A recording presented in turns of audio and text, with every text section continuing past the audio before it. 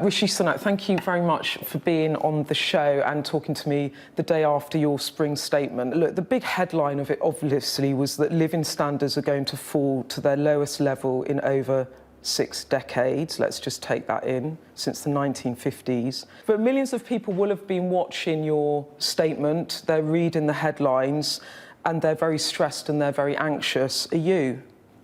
Yeah, I'm anxious on their behalf, and I know that it's the number one concern that people have right now. Families are struggling with the rising cost of lots of things, and that's why in the spring statement I wanted to make sure that we demonstrated we were on people's side, and we announced a tax plan that will deliver the biggest net cut to personal taxes in 2 years' time. Well, in quarter of a century taken together. Yeah. But I guess taking a step back, I've always tried to be honest with people. I can't protect them from absolutely everything that we face, but where we can make a difference, we will. And I'm confident that the plan yesterday will do that. But you actually, during COVID, judged the public mood very well, and you did come in behind people. You're not really doing that now, really. I mean, what you've just talked to me about is in this unprecedented moment of inflation at a 4-decade high, living standards falling to the lowest levels in this year since the 1950s. It is unprecedented, and you haven't really been able to respond in a way that perhaps people need. Is that because you just simply cannot do that? Or do you acknowledge that you might have misjudged the moment, that people feel abandoned? Well, I think the right thing to remember is the context, and they're very different situations. What we were grappling with over the last couple of years was a pandemic where the government forcibly shut down the country and the economy. That's different to dealing with global inflationary forces, which we're not alone in facing. You know, the US actually seeing higher inflation than we are right now, Europe similar, and the response to different economic situations is necessarily different. And actually, I think what we've done is substantial. If you take together £9 billion to help people with energy bills announced last month, the significant tax cuts that we announced yesterday, they will all help. But of course, they can't mitigate all the difficulties that high inflation is causing. No chancellor could do that. It's like bringing a pea shooter to a gunfight, isn't it? I mean, the level of support is only scratching the surface of the actual reality of people's lives. You do acknowledge that. You can make an argument about you're limited in what you can do, but at least acknowledge that the pain people are going to feel is real, and that as a government you cannot really offset it. Oh, gosh, I've been completely honest about that. And I've always said that no government can fully offset the impact of inflation running at those levels. That's the same here as it is in any other country. You're absolutely right, and I haven't shied away from being honest with people about that. It is impossible to fully protect people against some of these things. And of course, our actions to sanction Putin, as I said yesterday and as have others, they're not cost-free for us here at home. I'm going to bring you to 2 specifics, which I wanted to ask you about. One was on energy bills. It seems to me that you are going to have to put in additional support in the coming months. Do you accept that that is likely? So we don't know what's going to happen in October. It's really too early to know what will happen then. And the energy prices are moving around so wildly that I don't want people to sit here right now and think, gosh, it's going up by this much or not going up. We don't know. The forecasts move around by the day. You held money back. You held money that you could use back, it seemed to me, yesterday, in order to give you a cushion to make more interventions. Is that fair? Well, I think in general I've always been responsive to the situation, and I will continue to be responsive to the situation. Do you acknowledge about the absolute poverty figures, and doesn't that bother you, the idea that under your leadership 500,000 children are going to go into absolute poverty? It's the biggest figure, according to the Resolution Foundation, outside a recession. Well, I mean, what we do know is the track record, because there's lots of projections and speculation about the future, but the track record shows that over the last 10 years, since we've had Conservative governments in charge, the number of people living in poverty has actually declined by about 1.3 million people. That includes 300,000 children from memory. So actually, that's a record that I'm proud of. Now, obviously, a lot of that happened before I was in post, but the actions I've taken over the past couple of years have ensured that we have protected those on the lowest incomes the most. I understand you can say about the problems of the economy and inflation and things out of your control about global inflation, but to kind of deny the fact that think tanks that look at this stuff warn about inflationary pressure putting people into poverty and sort of challenging that, I find it's like being a bit gaslighted, to be honest. No, but I'm not denying for 1 second that inflation is difficult. Of course it's difficult, and it's most difficult for those on lower incomes. And my point is you could have given more support to low incomes, and you chose to target tax, and that's your decision as Chancellor, but just acknowledge that, that you chose to target your tax cuts in a different way. I actually chose to target them specifically in a way that is beneficial for those on low and middle incomes. And actually, you quoted lots of think tanks. They also said that the best way to help those on low incomes through the tax system is to raise national insurance thresholds. It is the policy that delivers the most benefit.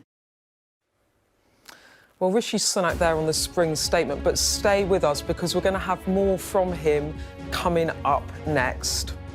I'm going to talk to the Chancellor about juggling the pressures of running the economy and being a dad. I do want to ask you a little bit about you and your values and picking up on your values. Your parents emigrated here in the 1960s from East Africa. Your father a GP, your mother a pharmacist. They opened a chemist. And then they sent you to one of the best public boarding schools in the country, to Winchester, and now you are the Chancellor. They were very ambitious for you, clearly. You know, I'm sitting here talking to you, the product of lots of people's sacrifice, hard work and kindness, and started with my grandparents, actually, who emigrated together with my parents. And you're absolutely right about my parents. For them, education is everything. They thought that was the best way they could help provide a better life for me and my younger brother and sister. So for them, that was the focus of their hard work, was to provide that opportunity for us. And that's ultimately what motivates me today. It's why I'm in politics. It's why I do this job. It's to try and spread as much of the opportunities that I was really fortunate to enjoy to as many people as possible. And education for me is one of the best ways we can do that as a country. I wonder what it must have been like for you going from the background you had into the upper middle classes of British society, go into this public school, one of the best in the country, where you met so many people from the upper echelons of society. Was that comfortable, or was it tough for you, or was it something in between? You know, it was an amazing opportunity, is what it was. Did you feel like you were out of place? No, I mean, I was really lucky to have that opportunity. It was something that was really extraordinary. It certainly put my life on a different trajectory. As I said, it's part of the reason I'm sitting here, and I'm really grateful to have had that opportunity. And I look back on that time. It's helped make me who I am as a person, and I'm sure it helps me do the job in the way that I do it. I sort of asked because I just wondered, did you feel out of place? Did it feel like a world you didn't belong in, or did you just adapt?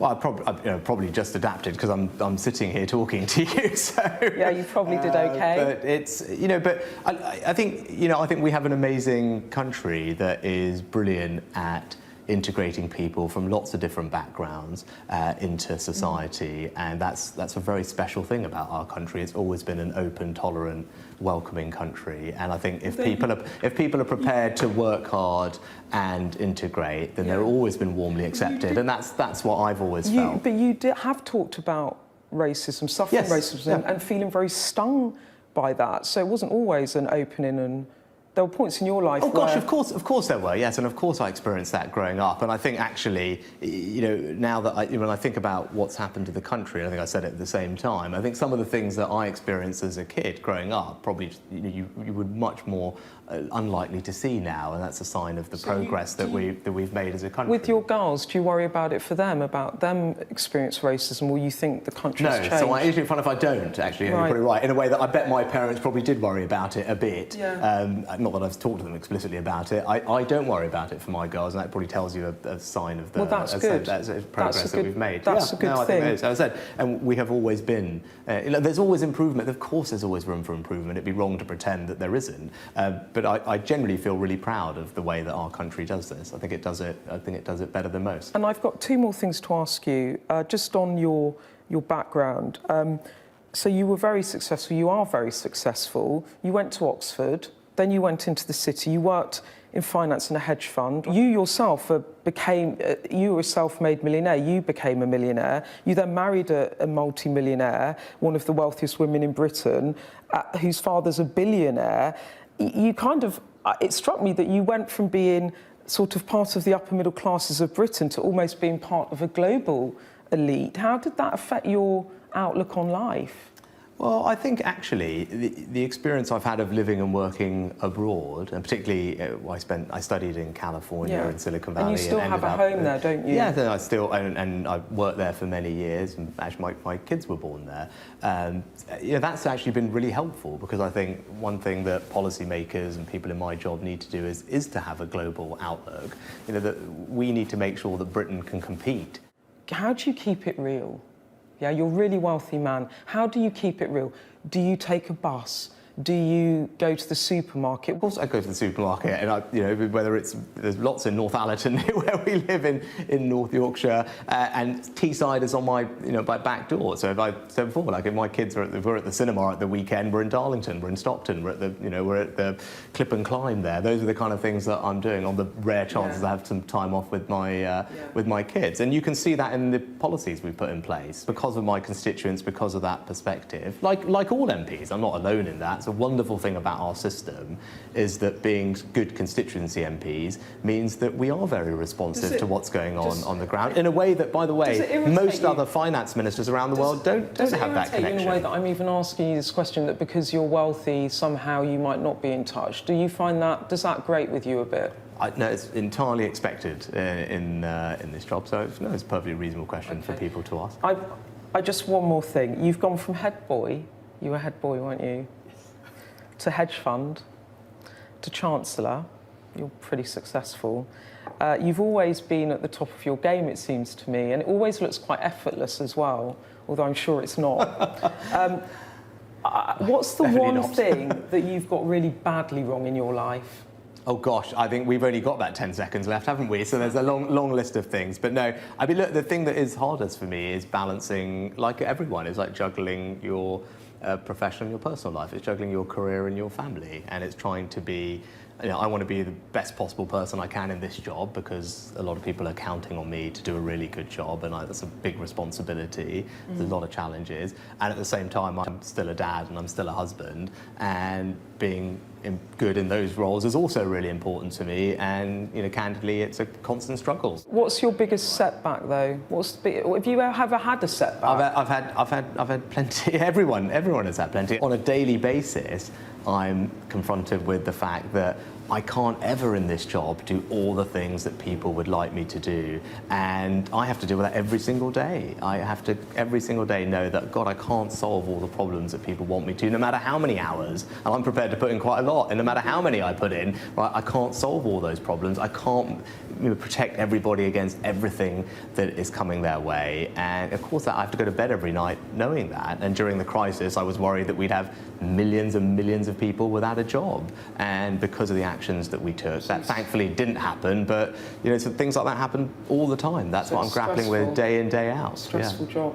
Yeah. Once when Boris Johnson was asked about his leadership ambitions, he said, if the ball came loose from the back of the scrum, which it won't of course, it would be a great thing to have a crack at it. Is that your position too? Well, actually, the PM is more rugby fan. I'm much more cricket and football fan. So, I don't know what the appropriate analogy is. But look, as we've talked about, at the moment, there's a lot going on. There's a big job to do, and I'm fully focused on doing that job and trying to do it as well as I can. But if that cricket ball came at you, would you catch it? At this point, I'm just trying to, stay at the crease and keep them keep in place and not get out. If the football was at your foot, would you try and score a goal? I know we're stretching these analogies too far. I know.